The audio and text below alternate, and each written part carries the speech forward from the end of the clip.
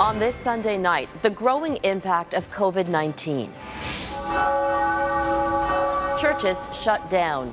World landmarks closed as more nations report the spread of the disease. A breakthrough in northern BC. After weeks of nationwide protests, word of a proposed arrangement in a major pipeline dispute. It is a milestone in the history of Canada. What we know about the proposal and honoring the legacies of the victims of Flight 752. I wanted to stay in academia to keep Mojgan's name alive. The push to finish the work of Canadian researchers who were killed. Global National with Robin Gill. Good evening and thank you for joining us. We begin with unprecedented new steps to fight the spread of COVID-19. For the first time in its history, South Korea's Catholic Church canceled Sunday Mass as that country grapples with the worst outbreak outside of China. At least 65 countries worldwide have now detected the virus. In Italy, where entire towns are on lockdown, more than 30 people have died. It's one of many countries struggling to contain the virus. Ross Lord has tonight's top story. In South Korea, the blame game is underway. Some officials want leaders of a church to be investigated on murder charges over the coronavirus. The reason? They say some members visited the epicenter of the outbreak, the Chinese city of Wuhan, in January. Then, church leaders allegedly interfered with government efforts to fight the outbreak. 코로나19 감염자 대규모 발생과 관련돼서 The South Korean health director says 2 patients who've been placed under self-quarantine have died, leading him to question how medical resources were allocated. That challenge, applying medical might properly, is a growing priority, and not only in Asia. With cases in Britain rising into the dozens, the government is stepping up its response. What they're doing is testing literally thousands of cases. I think they've done about 10,000 so far. And as you know, we found about 35 people in this country have had the illness. And clearly there may be more. In Italy, tourism is running dry as that country grapples with a major outbreak. Another tourism landmark, the Louvre Museum in Paris, closed Sunday. Staffers reportedly refused to work over fears of contamination. The Paris half marathon was also postponed. But hundreds of athletes ran anyway, some suggesting new rules limiting large gatherings infringe on their freedom of movement. More conspicuous are boasts of confidence, like this one from Iran's Islamic Revolutionary Guard. We will defeat coronavirus, don't worry, says this Guard official.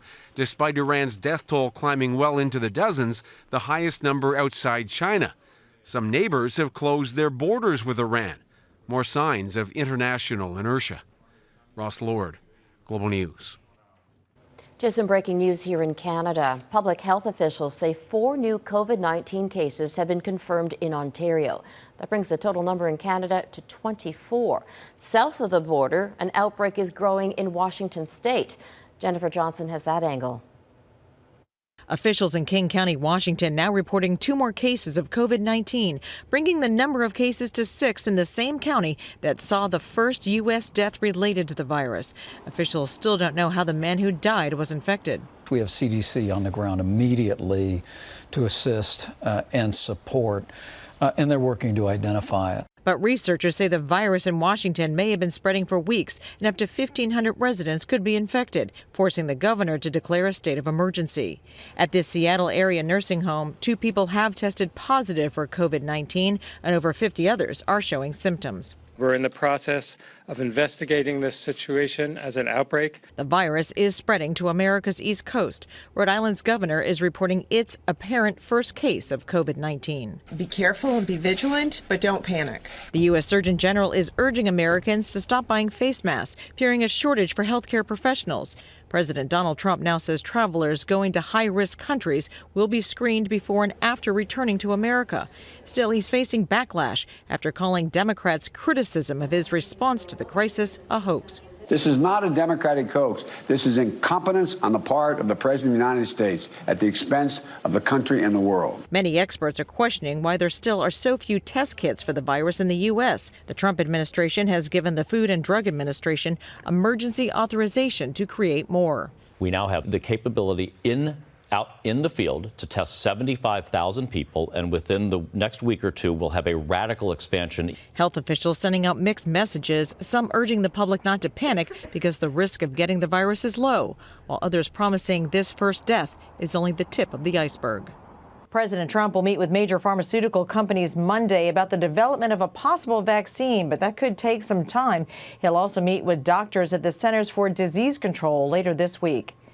Jennifer Johnson, Global News, Washington. A breakthrough today in those tense talks in B.C. to settle that pipeline protest and end rail blockades across Canada. There's word a proposed arrangement on land rights and title has been reached between Wet'suwet'en hereditary chiefs and the federal government. Our Sarah MacDonald is in northern B.C. with details of the proposal. History in the making in northern B.C. This is where it starts. The duty to consult, as well as the rights and title. With a potentially precedent-setting proposed agreement reached between Indigenous leaders and government officials. A process to recognize rights and title for the future. We've done that in 3 days and 3 nights. The conclusion of exhaustive, intensive, and at times difficult dialogue on rights and title and reconciliation, and exactly what that looks like going forward. We are definitely looking at sitting down with the RCMP again, because it's not over. The eyes of the nation fixated on talks only a select few could actually witness, all unfolding behind closed doors. As unrest among supporters of the Wet'suwet'en Nation chiefs, opposed to a natural gas pipeline, ripples cross-country. It is about making sure that this never happens again, that the rights holders will always be at the table, and that is the way through for Canada. But that proposed agreement, which still needs the approval of the Wet'suwet'en people, is not retroactive. And this multi-billion-dollar project backed by band councils remains fully permitted, with work on hiatus for the duration of discussions resuming Monday. The future of already tenuous and complicated relationships remains clouded in uncertainty. Though one thing is undisputed: all this and this about far more than just a pipeline in a province sitting on territory that's mostly unceded. And the Premier of BC and the Prime Minister both said to have been intimately involved in the creation of that draft agreement. Both of them said to be ready and willing to sign it, so long as the Wet'suwet'en people are first. Robin. Sarah MacDonald reporting from northern BC. It's not yet clear if the progress made in British Columbia this weekend will satisfy thousands of protesters who have spent the last few weeks setting up blockades and shutting down rail lines across the country. Many demonstrations have gone far beyond original concerns over that natural gas pipeline. David Akin explains. Canada! These protesters gathered outside one of the world's biggest mining industry conferences, which opened Sunday in downtown Toronto, to let the world know they have a beef with the global mining industry. We know that if we allow their business as usual to continue, it will literally lead to an unlivable planet. They were also standing in solidarity with the Wet'suwet'en, but they had more concerns on their plate. Same thing in eastern Ontario, where the Mohawks at Tyendinaga had shut down a major CN rail line for nearly 3 weeks. Protesters support the Wet'suwet'en, but they are also demanding progress on their own failed land claim talks. And those who blocked roads around the Port of Vancouver earlier in the week also want to block oil pipelines like the Trans Mountain. So far, the Wet'suwet'en hereditary chiefs have declined to give any advice to these protesters, saying it's not their place. But many of those mounting protests in their support are also waiting for their cue.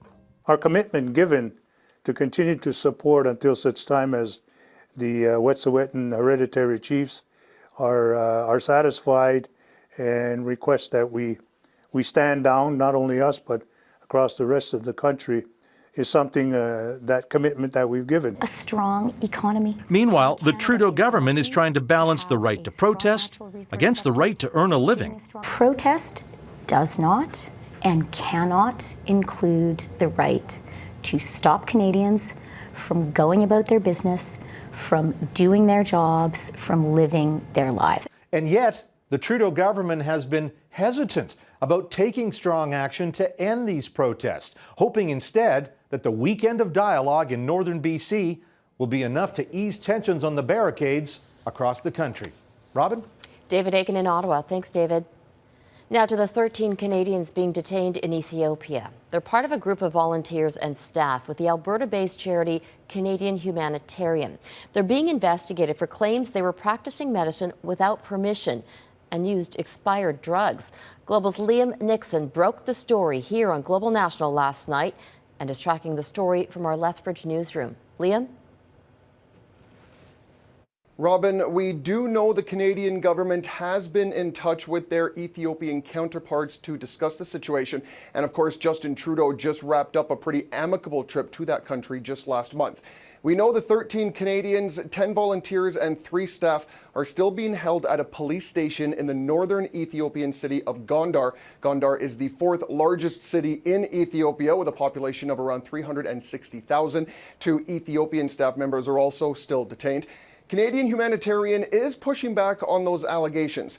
In a statement, spokesperson Justin Steed says the care they provide in Ethiopia is the same care they would provide here in Canada. We are vigorously defending the actions and decisions of our team, knowing that every decision was made by highly trained and certified Canadian medical professionals, and that their mission on this trip was to provide essential medical care to the citizens of Ethiopia who need it most. International affairs analyst Michael Basurkiw says while Canada is generally seen as a positive influence, the dangers are very real.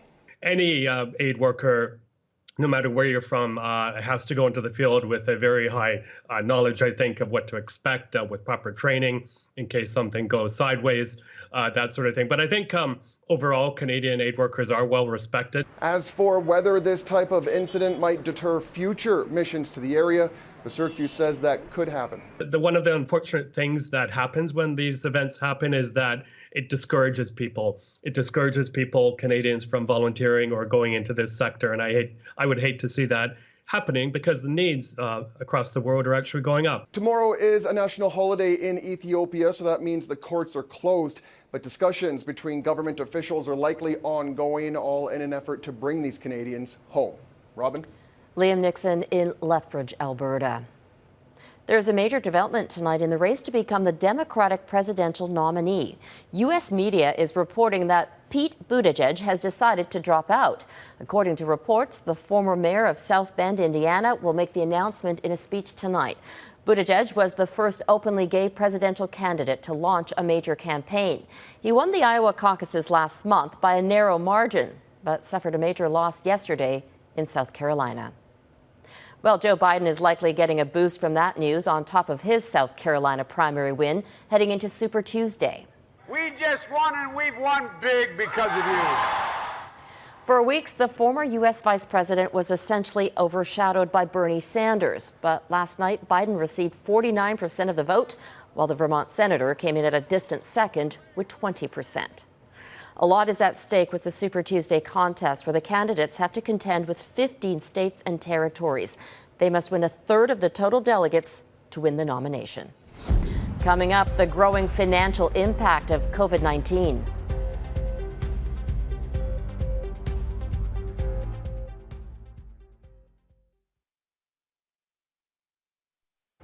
Back to our top story. The COVID-19 outbreak has also spread to the stock markets, taking them on a wild ride from record levels to the worst week they've seen since the 2008 financial crisis.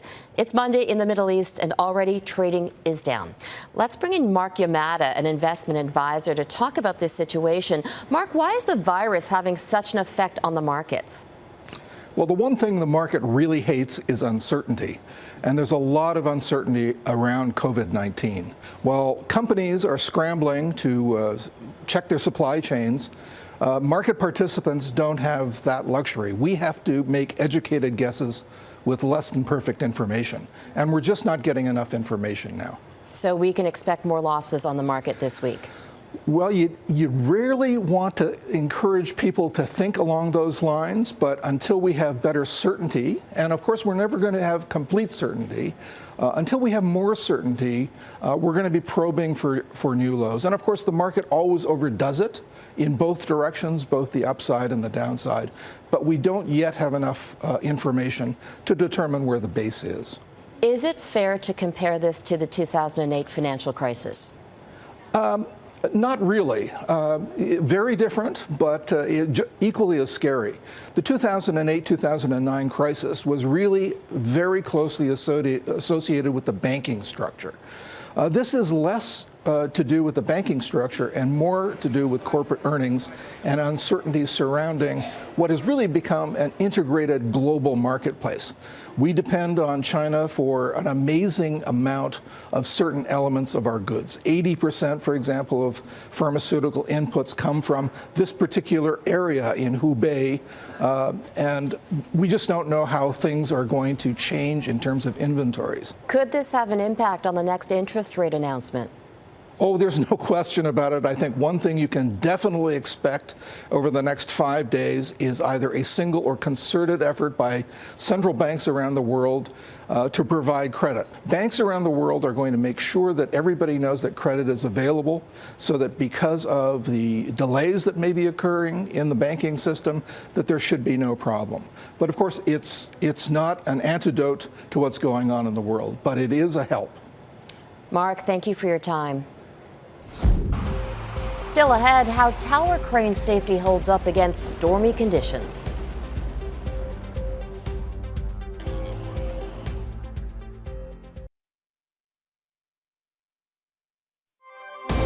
You're watching Global National.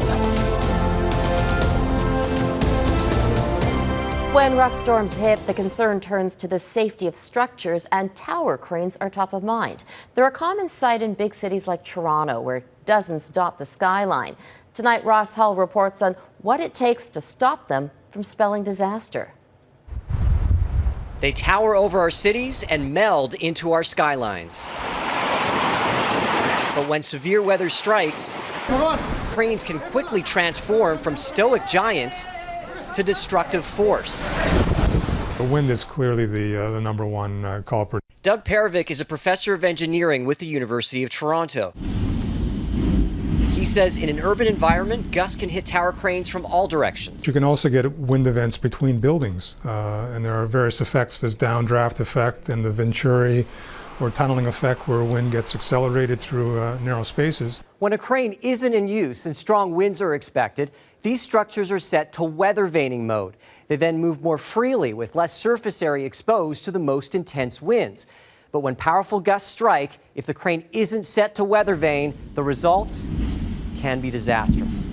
As the elevation goes up, the winds go up. Okay, a 20-kilometer-an-hour wind here could very easily be 35, 40 kilometers up, about 6 stories high.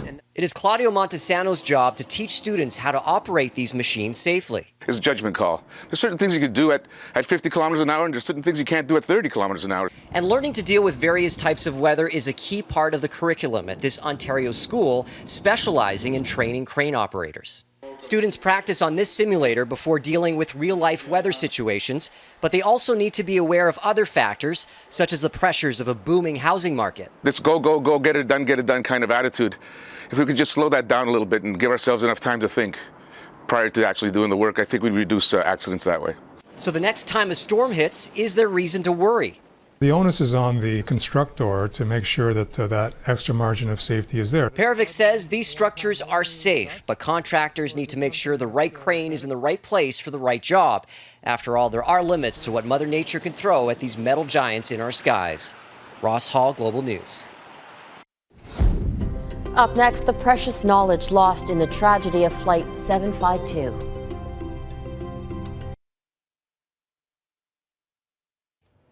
It's been more than 7 weeks since Ukraine Airlines Flight 752 was shot down by an Iranian missile, killing all on board, including 57 Canadians. A number of the victims were faculty members at the University of Alberta, scholars and academics who were working on research projects. As Brianna Karsten-Smith reports, the university has vowed to complete their work so their legacies live on. When Mojgan Danishmand, her husband Pedra Musavi, and their 2 young girls Daria and Darina were killed in the Iran plane disaster, the world learned of their tremendous accomplishments. But in this research lab at the University of Alberta, where a memorial has taken over, that success has long been known. I wanted to stay in academia to keep Mojgan's name alive and her legacy to continue. That legacy includes major advances in the engineering community, work that was far from done. The professor had been heading a project with Enbridge, developing flexible sensors to wrap around pipelines and detect corrosion. Drones flying above could monitor the condition instead of having to dig down. The vision was to have kind of a leak-free pipelines. But completing that work is a challenge. Gone with Dr. Danishmand is decades of knowledge. We are hopeful that all of those projects would end up almost the same or even better than what Mojgan was expected. That includes the development of a non-invasive blood test for diabetes patients. Our high-end research could enable us to identify significantly small and close to the limit of detection in glucose level sensing. In another U of A building, professors are running into a similar problem. Nassim Ramanafar was also killed January 8th. The promising master's student had been working on a smartwatch app to help wheelchair users protect their shoulders. They kind of needed modify the propulsion pattern. Now, because of grant funding deadlines, her team is forced to move on without her. I always try to deal with that with thinking about people around the world who would benefit from outcome of her research. It's why countless projects at the university will move forward, dedication from those left behind to honor those who were lost. Mojgan is with us. Her smiles, her words, wisdom, her eager to innovate and serve the community is living with us and will live with us as long as we live. Brianna Karsten-Smith, Global News. And that is Global National for this Sunday. I'm Robin Gill. Tonight, your Canada is Greens Pond, Newfoundland, and Labrador. Thank you for watching, and Donna Friesen will be back here tomorrow. Have a great night.